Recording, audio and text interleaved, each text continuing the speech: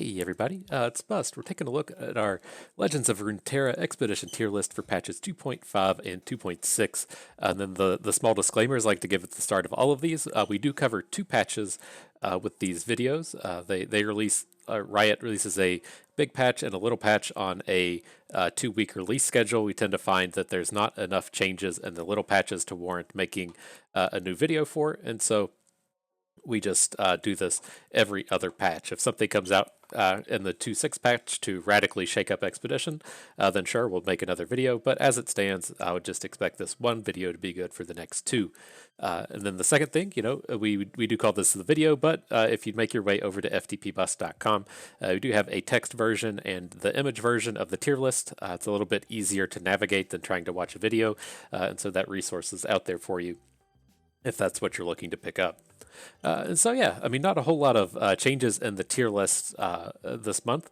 The only change, I'll go ahead and call it the change if you just want to hear about it and move on. But we're moving Renekton down to tier 3, pushing Jarvan up to tier 2.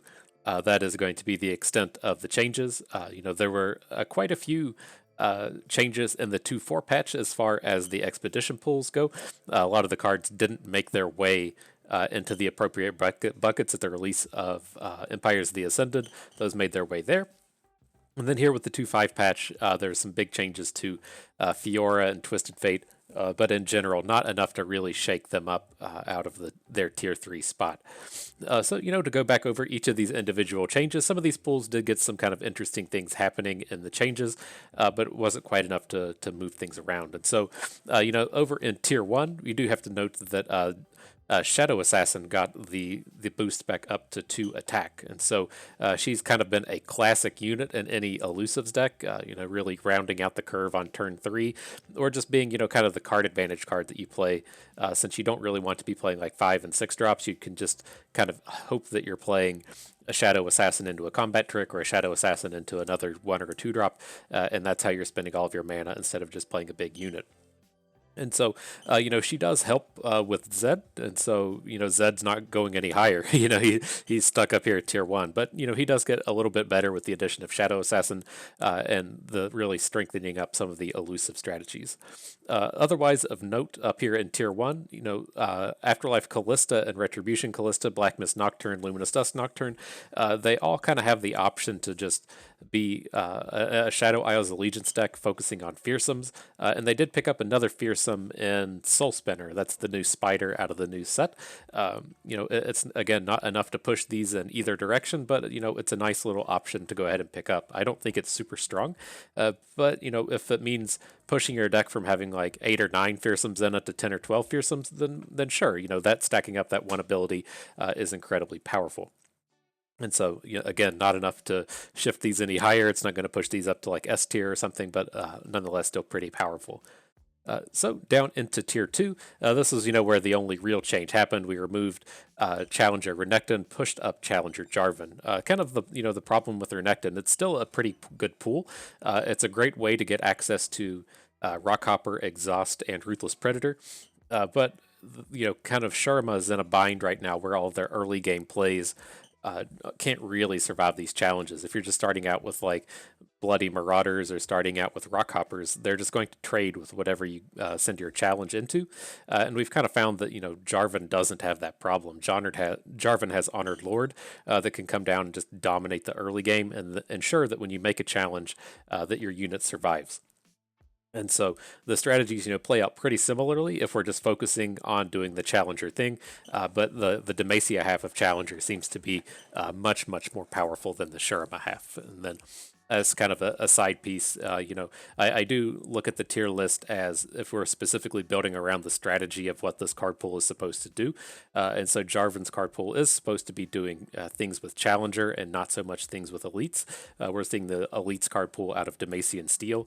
But, the other kind of big push is, if you aren't doing that Challenger thing and you do kind of end up in this Elites deck, very, very powerful with Jarvan. And so all around pretty powerful pool. He's above average. He's strong, and he did just get a +1/+1 boost in the 2.5 patch. I don't think he really needed it in Expedition, but again, he's a touch stronger. And so yeah, for the rest of these tier 2 cards, Aphelios is the one that we would have kind of be on the fence. Um, Again, kind of in the same vein, this Luminous Dusk pool is extremely powerful.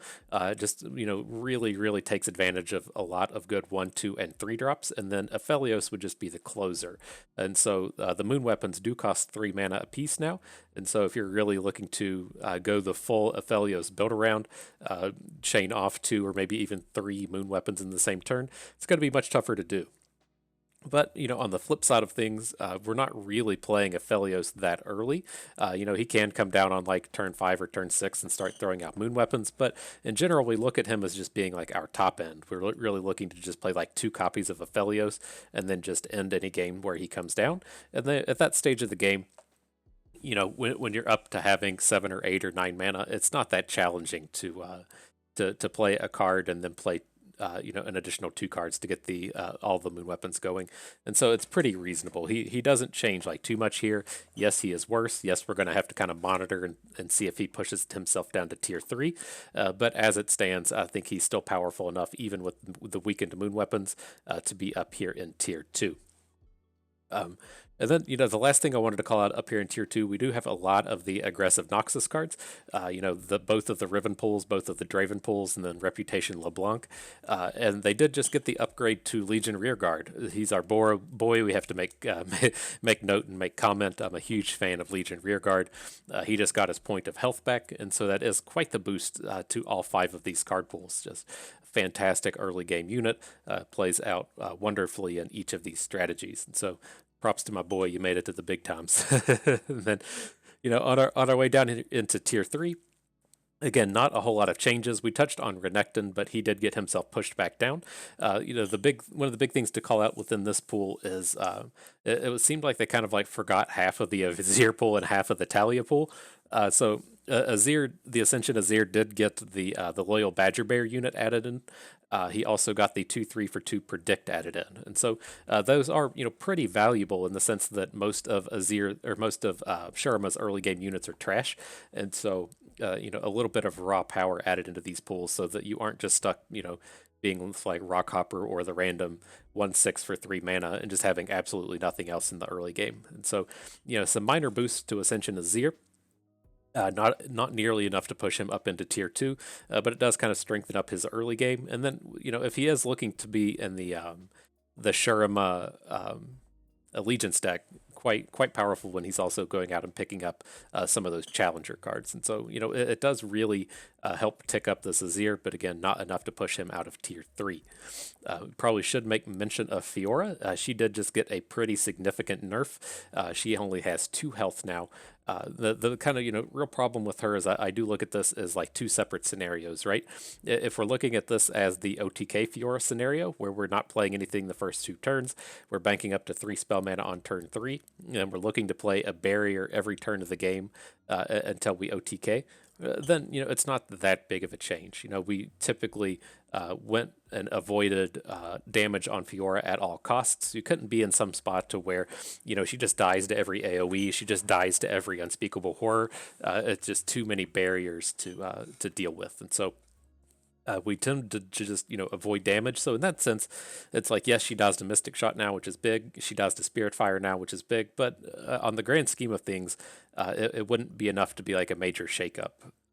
But the place it really hurts though is, what if we're just playing Fiora as a good 3/3 for 3 challenger? You could go and challenge down a 2 attack unit, and then maybe trade up with your opponent's like 4/3 or something. That's a pretty good deal for 3 mana, especially when it threatens the OTK things, and your opponent just kind of like has to deal with her. And what if we're just playing, I don't know, any other, say we're like a base Lucian deck, and we happen to have Fiora as our 4th champion card? Then same thing. We're just happy to have a 3/3 challenger for 3. But now only having 2 health, it really limits what she's able to 2 for 1. She's really going to have to like pick on a 1-drop and then hope to trade up or something. It's not very exciting. And so that's where I think like the major nerf to Fiora goes. So, if you're looking to play her in the OTK strategy, I think she's still fine. If you're looking to just kind of have her as a supporting champion, I think she's dropped off pretty hard. Also worth of note, talking about the Twisted Fate pools, and then to a degree, the Nautilus pool. Nautilus is like way down in like tier. He's down in tier 4, maybe in tier 5. Or he's in tier 4. That makes sense. But as far as Twisted Fate goes, those are the two pools that we look at for dealing with sea monsters. Two big boosts to sea monsters, right? The Dreg Dredgers now has 2 attack, and then the Sea Scarab became a 2/3 for whatever reason. All constructively related, I'm sure. They were both fantastic in Expedition, and now they are more fantasticer. And so the sea monsters really catch a boost. I felt the need to call those out since Twisted Fate is one of the ways that we really approach sea monsters, where we just try to draw through our deck really quick instead of playing the toss cards. But the addition of 1 or 2 toss cards can really push that strategy ahead. And so the strategy of going and flipping Twisted Fate, again, much more challenging to do. He takes non-draws to flip now, and his flip card only draws 2, so it should be much more challenging to get him to flip. But in general, in Expedition, we didn't really play decks focused on flipping Twisted Fate. He was more of a red card utility kind of thing, and so we planned on just using him to AoE our opponents, maybe with a powder keg, maybe not, maybe just for some value, or maybe to get a nab, and then if that wasn't what we wanted, we did have the additional utility of gold card and the additional utility of blue card. And so, he's still fine. He's still pretty good in Expedition. It is worth noting that the sea monsters could be a little bit better. Okay, and then down in tier 4, we did kind of touch on Terrace and the Deep Nautilus. Again, he's a little bit better. This can be an extremely powerful pool in the Nautilus build around. He's getting himself close to the spot to where we should have to consider pushing him up to tier 3. But this pool, it really has some problems. I've had some serious struggles as to where I've been draft Terrace from the Deep Nautilus, and we would just see like one sea monster the entire draft. And so it can be quite the high roll pool. If we keep seeing additional changes like getting Dreg Dredgers boosted, then he could easily push up into tier 3. I do still just worry about him. You can have some completely horrible drafts through no fault of your own, just from the way that the sea monsters may or may not show up. And so he could change. He could be better in the future. He could be worse. But I would think he's probably trending towards better. Otherwise, in tier 4, over here with collective support Lulu, she's worth calling out. She is a 3/3 now, so she's a real unit in combat. One of the big problems you would see with Lulu is, she attacks and your opponent just kills her, right? You either have to just have something else supporting her so that she could survive combat, or accept that she was just going to get value blocked. And so we used to call this the Shen problem, but he had 5 health, so he could kind of just power his way through it. You couldn't do that with Lulu because she trades with every 3-drop in the game.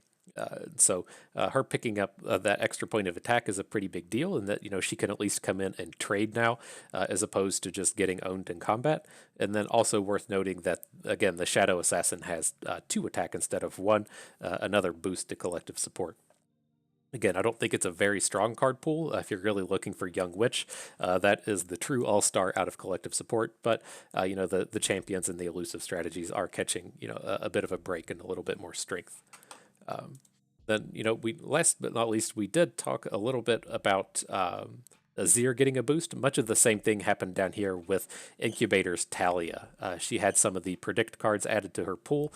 A lot of them, the 2/3 for 2 mana predict, the 3-cost guys that can get bigger or boost the units in your deck. Just all around some good general cards that's been added to Talia. I still think the strategy is horrible. It did get the 1-cost predict landmark added to the pool. But it's just so hard to have any kind of early game with the Talia deck. You tend to be getting overrun before her strategies come online. And so it's still, again, it's not a pool that I'm like super excited to see. It can be a reasonable supporting card pool, especially now that some of these additional predict cards have been added. But in general, she's not moving anywhere. She needs a few more sets of cards to come out before her landmark theme is going to be that interesting. Okay, and then finally, down in tier 5, I don't think any changes really happened to these card pools. No changes to the balance-wise, and so nothing really getting pushed out of here. We have, in recent times, tried our best to revisit Cloning Program Anivia and Enlightenment Karma. If you want to scroll back through some of the YouTube videos, we have tackled those again here recently, and they are still not very strong. And so that is going to do it for us today. Agree or disagree with our assessments. Let us know down in the comments. We'll keep the discussion going on down there. And I do want to say this is Bust, and we thank you for being here.